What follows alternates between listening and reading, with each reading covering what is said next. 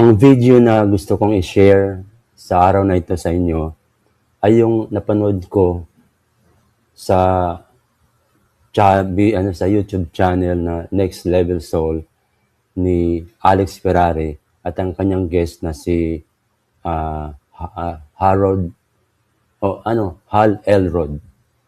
Yun ang guest niya. Kaya ako gusto i-share to dahil na-amaze talaga ako sa kwento ng buhay niya nangyari sa kanya.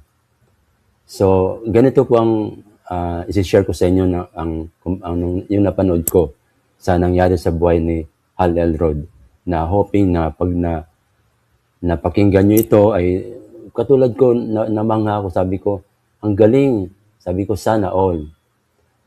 Siyempre, para mapanood yung buong video, ililink ko na lang sa baba sa description yung link para mapanood yung buo. So, ganito po nangyari kay Hal Elrod. Nung ano pa lang siya, mga 20 years old, nagmamaneho siya. Tapos, na-aksidente siya. Nabangga yung kotse niya ng isang 31-year-old na nakainom. So, anong nangyari, sa pagkabangga niya, medyo wasak talaga ang kotse niya. Tapos, marami ang mga buto niya sa paa, may na rin sa pisngi niya, nasugatan din, mga buto, parang ganun. So, kumbaga, in short, sabi ng doktor, nung nagkaroon siya ng mulat, o sabi sa parents sa kanya, na malamang anak niyo hindi na makalakad muli. Ang kagandahan nito, nung nangyari ang aksidente, within 2 weeks, nakumatos siya. Hindi siya, nasa hospital lang siya, kumatos siya. So, ang nangyari, ang ikina-amaze ko talaga nung nawalan sa kumatos, ang attitude dyan napakaganda. Kumbaga, naging positive lang siya, masayahin. Siguro mga nurse doon, doktor, tumatawa lang siya, masigla. Kumbaga, ang doktor, nagtataka kung bakit gano'n ang ugali niya. Na talagang, hindi man lang siya nagkaroon ng galit o depression na ano na mangyari sa buhay ko. Tapos sabi mo, hindi na ako makakalakad. Kumbaga, maraming complaint mangyari, manggigigil ka sa galit. Sasabihin mo sa Diyos, Diyos, ba't mo ginawa sa akin to? Ano bang kasalanan ang ginawa ko? Di ba yung mga normal na ginagawa natin sinasabi pag nakakaranas tayo ng mga kahirapan sa buhay? So, dahil na-concern yung doktor, sinabi niya sa parents niya na kinausap na, na-concern ako sa nyo, anak, pwedeng kausapin nyo kasi parang delusional siya, parang may delusion na sa buhay. Parang ang tawag doon hindi niya matanggap ang reality. Parang denying reality, parang ganun. So, yun ang ginawa ng parents niya, tatay niya. Kinausap si Hal na sabi na, anak, sabi ng doktor ba't hindi ka man lang daw parang nakaranas ng pagkagalit o depression, di ba dapat normal lang, mga ganun taong reaction, normal lang. Pero yun, pinaliwanag niya kung bakit na ganun ang attitude niya. So, yun ang pinakagusto ko i-share sa inyo dahil, di ba, usually tayo pag nakakaranas ng kahit konti lang na mga problema dyan, tinatanong na natin ng Diyos, nagagalit na tayo, nagko-complain. So, sabi ko, narinig ko yun, ang galing, sana all. Amazing talaga yung attitude niya. At alam nyo, kung mapapanood yung video na yun, ito, kaya ako sinishare sa inyo, dahil nga, nang buo sana ang panood yun, dahil nandun pala mga kadahilanan kung bakit niya naging ganun lang ang kanyang attitude.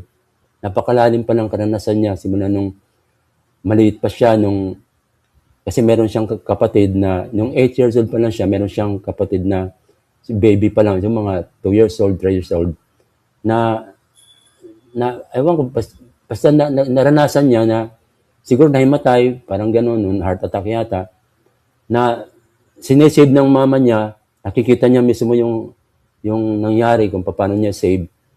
Tapos sa pamagitan ng experience na yon, nagkaroon siya ng ano man na parang na program sa mind niya yung mga ganyang sitwasyon na kaya nga sa pagdating nung nangyari sa kanya nung aksidente, dahil nasa isip na niya yon, nakatulong sa kanya yung ganong pag-iisip. So, yun ang nangyari. Tsaka marami pang iba. Kaya napakaganda talaga. So, I really recommend na panoorin nyo yun. So, ito lang muna yung gusto kong i-share sa inyo sa video na to kasi talagang kamangha-mangha naman yung ulitin ko yung baldado na siya, maaaring hindi makalakad pero naniwala pa rin siya na may faith siya na makakalakad siya. Tapos dawat ano lang siya, enjoy lang, magandang attitude niya, happy siya. Kaya in such a way na nagulat ang mga doktor, parang ano ba nangyari dito, concern na concern. So, yun, panoorin po nyo. Maraming salamat po.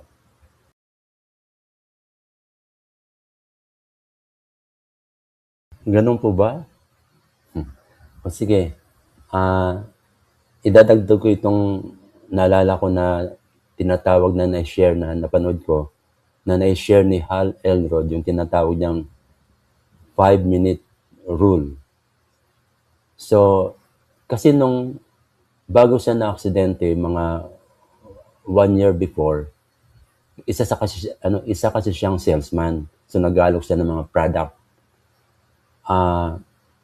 Dahil alam naman natin na mga salesman, pag isa kang salesman o nagbebenta ka ng mga produkto, marami kang nararanasan ng mga rejection. So, imagine mo kung araw-araw na lang palaging marami kang nararanasan na experience na rejection. Talagang pag maliit ang pasensya mo, magagalit ka talaga. So, maiinis ka. So, tinulungan siya ng isang kaibigan niya na gawin itong tinatawag na 5-minute rule. So, ang idea ng 5-minute rule daw, magsiset ka ng timer na within 5 minutes, ilalabas mo lahat yung galit mo. Yung emotion mo, kumbaga, kahit anong mga para may labas mo lang yung mga ganong emotion, galit, mga complain mo ganon sa mga nangyayari sa bagay na sa araw-araw natin na karanasan. Kumbaga, ang idea, ilabas mo yun para pagkatapos mo maano yung 5-minute rule,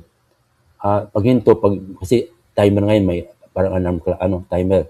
Pagkatapos ng 5 minutes, ihinto mo na, tapos i-realize mo ngayon, i-recall mo yung mga sinabi mo. Ano ngayon, nasabi mo na yon, nabago ba ang reality? Kumbaga, nabago ba? O same pa rin ang reality? Wala. Kumbaga, hindi na mababago, yun na yun. So, ang point doon, para makita mo, ma-realize na ang reality, hindi na talaga mababago. So, kailangan mo na talaga tanggapin na, kumbaga, wala nang resistance. Kumbaga, it is what it is, to accept it. So, yun ang idea behind yung 5-minute rule. So, sinubukan niyang gawin yun. Sa una daw, lalo daw sa mga, halimbawa, sa mga traffic, ganyan. Pero sa una daw, 5 minutes, hindi pa rin niya na So, inulit niya hanggang nakatatlo yata siya.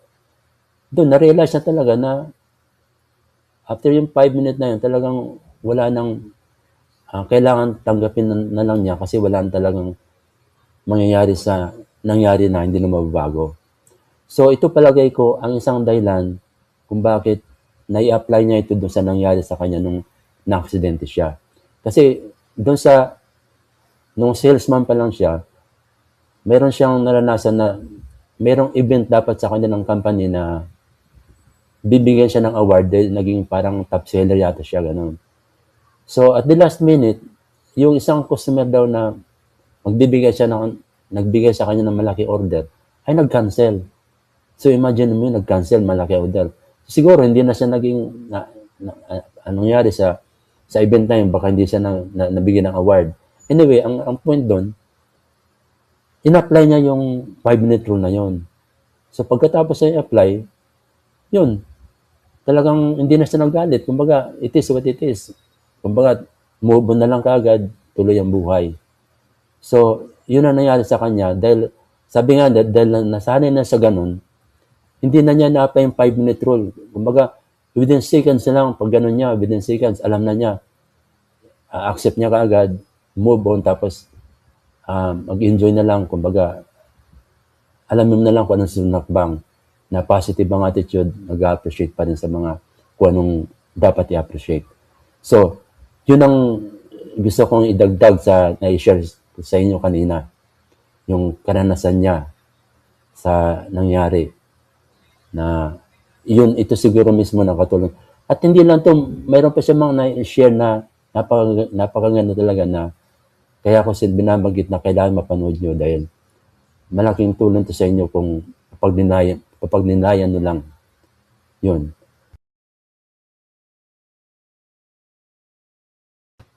Oo nga pala, teka, gusto, hindi ko na makalimutan. Alam niyo ba, bago itong video na ito napanood nyo, nag-record ako ng isa na parang ganito rin sasabihin ko. Kaso ang nangyari, nung i-replay ko na, pinanood ko, wala pa ng sound. So, bigla akong nainis. Sabi ko, naku po, ang haba pa naman ng mga sinabi ko. Tapos, bigla ko naalala, ang topic ko pala ay yung 5-minute rule. Talagang tingnan mo naman talagang tadhana ng pagkakataon, ano, na sinishare ko sa inyo yung 5-minute rule. Tapos, bigla nangyari sa akin. Sabi siguro ng universe, sige, tingnan ko nga kung magagawa mo. Yun, nung nalaman ko na sinishare ko yung 5-minute rule, yun, sabi ko, tama nga naman, wala na akong magagawa, walang sound. So, ang magandang gawin ko na lang ay ulitin ko na lang ulit. Yun ang ginawa ko. Kumalma na lang ako at inulit ko na lang ulit. Yun, nakagawa ulit ako. Imagine mo lang kung talagang nainis ako ganun, baka iba pang nangyari. Pero ang point lang talaga dito, hindi ko sinasabing madali yan, lalo yung extreme na nangyari kay na aksidente. Napakahirap noon. Pero sa kanya, nagawa pa rin niya. Sabi nga niya, hindi siya nakaranas ng galit man lang. So, yun lang po. So, hopefully, nakatulong po itong pagbabagi ko sa inyo ng mga nalalaman ko na napapanood ko, nababasa ko noon para may share ko sa inyo. At muli, ito po si Edwin Tan, ang iyong pong lingkod, nagpapaliwanag lang po. Maraming salamat po. Kita-kits tayo muli sa ating kwentuhan at usapan.